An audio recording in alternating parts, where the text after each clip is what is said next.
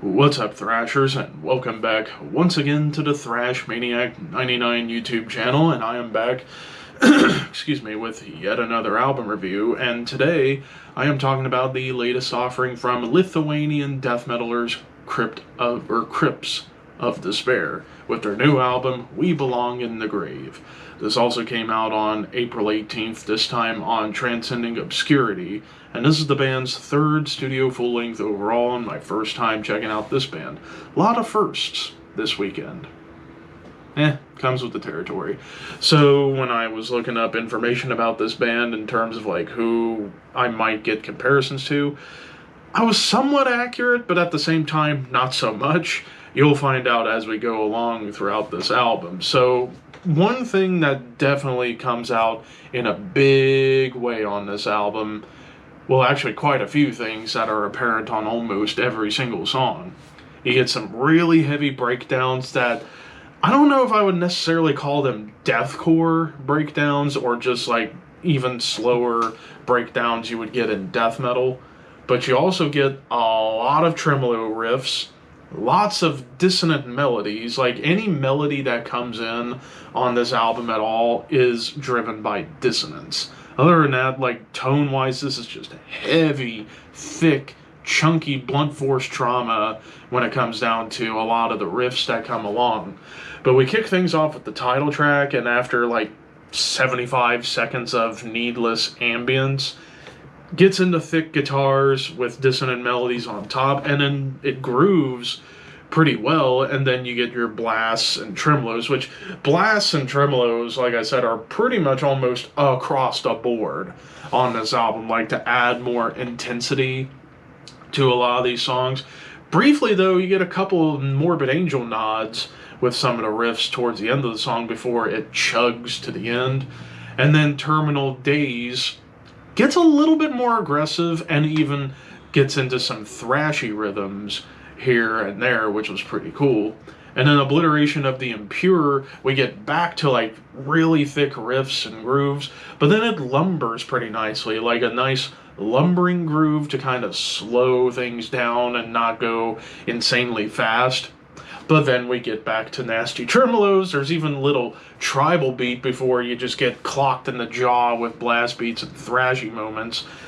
But one part that sticks out on this song was the dissonant melody on top of tremolo riffs. Or not on top of tremolo riffs, but you get like melody and tremolos going on with those dissonant chords. Expulsion to Purgatory. Excuse me. That was a bit much. But anyways, this song is where I think one of the big influencers comes into play, and that's Ulcerate. Like, I get little nods to Ulcerate on this album. Like, the blasts and the dissonant riffs that start this track off made me think of, like, old Ulcerate. Like, Everything is Fire, Destroyers of All, like that era. Maybe even the first album to an extent. But then you do get some like pretty cool like classic death metal chugs and groove. It gets thrashy again, and then Undisillusioned starts off with like basically everything you want on this album: blast, chug, dissonance, Morbid Angel tremolos, and I'll even say towards the end, like the tone and the chugs that come along are very Meshuggah based, and I'll say there's a good amount of Meshuggah influence here and there on this album too. So it's like those are the two big influences on this album to me: Meshuggah and Ulcerate. It's like this band just trying to mix both bands together and create something of their own to an extent. But then we get into Seizures, and I actually think this beginning part of this song was the biggest standout moment for me on the entire album. It's doomy, it's clean, dissonant guitars, felt very much like recent Ulcerate, like the last two albums.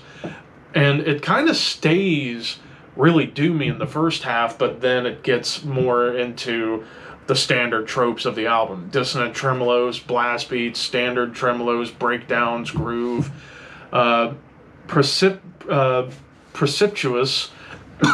excuse me, Wow, that was out of nowhere. This one definitely gets a little more technical. Like, this is a more technical driven song. Like, the chugs at the beginning kind of felt a little more technical than usual. And this is really when the dissonance kind of shifts away from being like ulcerate and more towards immolation to an extent. But I do think another standout moment on the album is where it gets doomy, but in the rhythms, but you get like atonal tremolos on top. Gaze of the Adversary, dissonant guitars and drums build up the mood, and then it lumbers along pretty nicely again before you just get back to the standard tropes. And then the closer, Burial of the World, felt very much like an instrumental song Meshuggah could have done. Like, the tone is there, the drum grooves are there, dissonant tremolos on top of the groove to add in a little bit more darkness to the song, and even blast beats. So, pretty much a lot of these songs do kind of run on a little bit and kind of run into each other because it's just all about dissonant melodies, tremolos, blasts, groove, and breakdowns. They do try a lot of different things on these songs. However, where I think this album lacks is variety in, like, adding more to it than just those parts. Like, yeah, occasionally you get like a doomy moment and a thrashy moment, but I wish they could have peppered those elements in more and maybe focus less on the dissonance and more towards riffs that have hooks to them. That was kind of one of the problems I had with this album. There really weren't that many memorable hooks. Like, a lot of these songs just kind of sound very similar. And which brings me to the other big problem I had with this album, and that is the endings of almost every single one of these songs. Like, you get 20 to 30 seconds of needless ambient noise, and it makes this album drag a bit. Yeah, it's only a 35-minute album, but when you have all those ambient moments, it like makes the songs feel longer than they are, even though from the first track to the end, the songs get gradually shorter and shorter to the point where Burial of the World was only a little over 2 minutes.